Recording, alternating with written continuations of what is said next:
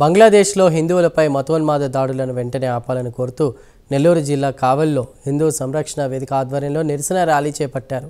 స్థానిక ఉత్తరంపేట రామాలయం నుంచి ఆర్డీఓ కార్యాలయం వరకు ర్యాలీ నిర్వహించారు. ఈ ర్యాలీలో కావలిలోని ఇస్కాన్ విశ్వ హిందూ పరిషత్, ఆర్ఎస్ఎస్, బజరంగ్ దళ్, బీజేపీ నేతలు, ఇతర హిందూ సంస్థల ప్రతినిధులు పాల్గొన్నారు.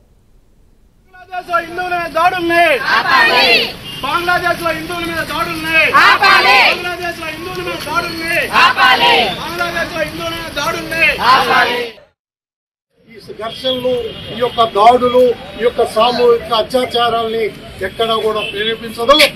అన్ని దేశాల ప్రధానమంత్రులు చాలా సీరియస్ గా ఉన్నారు.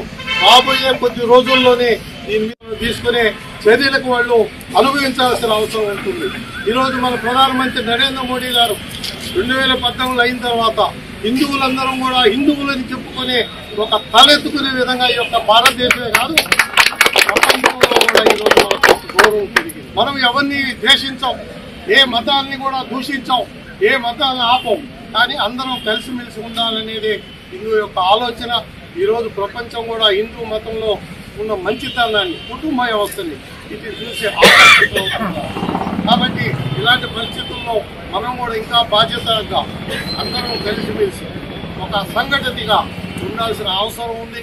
ఈ యొక్క మరొకసారి ఈ యొక్క బంగ్లాదేశ్లో జరిగిన చర్యల్ని, బంగ్లాదేశ్లో జరుగుతున్న పరిణామాల్ని భారతీయ జనతా పార్టీ తరఫున ఖండిస్తున్నాం. వాటికి ఎట్టి స్థితిలో కూడా ఎదుర్కొంటామని ఈ ద్వారా ప్రజలందరికీ తెలియజేస్తూ ఈ యొక్క